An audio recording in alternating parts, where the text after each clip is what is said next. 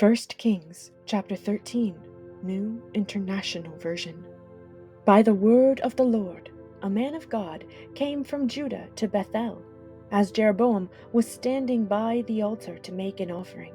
By the word of the Lord, he cried out against the altar, "Altar, altar! This is what the Lord says. A son named Josiah will be born to the house of David. On you he will sacrifice the priests of the high places who make offerings here, and human bones will be burned on you." That same day, the man of God gave a sign. "This is the sign the Lord has declared. The altar will be split apart, and the ashes on it will be poured out." When King Jeroboam heard what the man of God cried out against the altar at Bethel, he stretched out his hand from the altar and said, "Seize him!"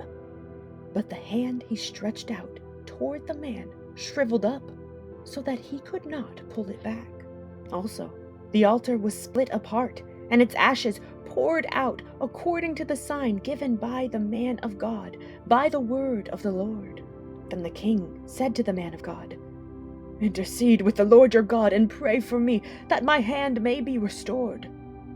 So the man of God interceded with the Lord, and the king's hand was restored and became as it was before. The king said to the man of God, "Come home with me for a meal, and I will give you a gift."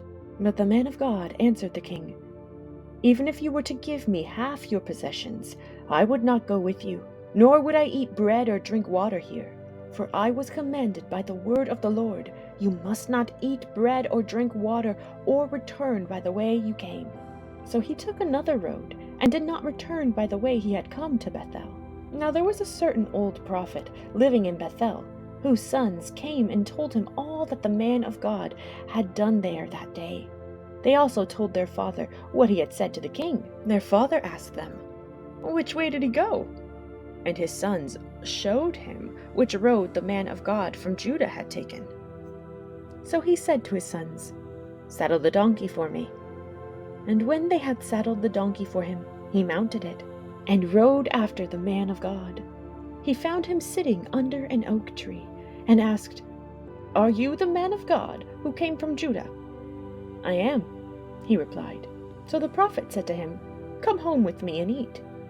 The man of God said, "I cannot turn back and go with you, nor can I eat bread or drink water with you in this place. I have been told by the word of the Lord, you must not eat bread or drink water there, or return by the way you came." The old prophet answered, "I too am a prophet, as you are, and an angel said to me, by the word of the Lord, bring him back with you to your house, so that he may eat bread and drink water."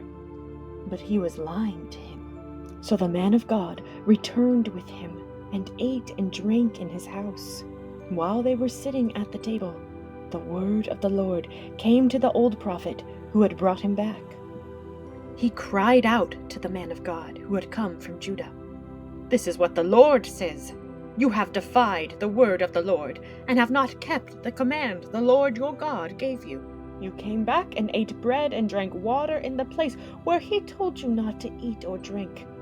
Therefore your body will not be buried in the tomb of your ancestors."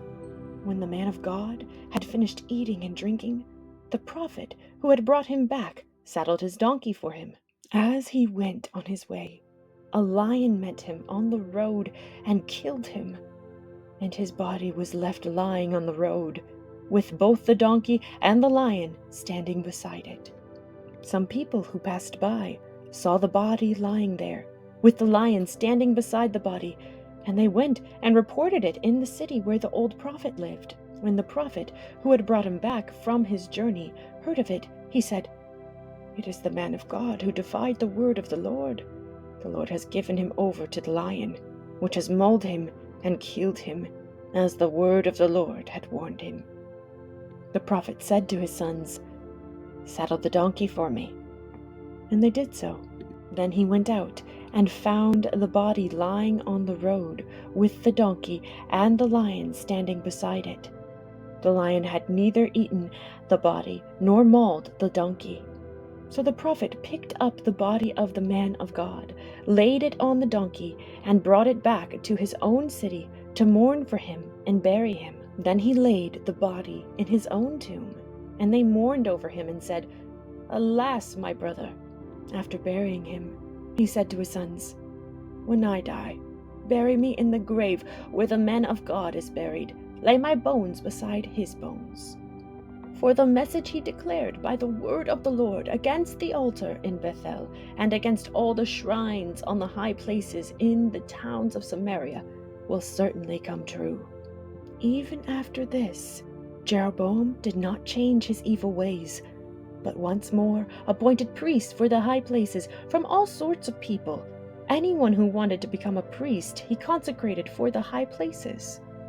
This was the sin of the house of Jeroboam that led to its downfall and to its destruction from the face of the earth.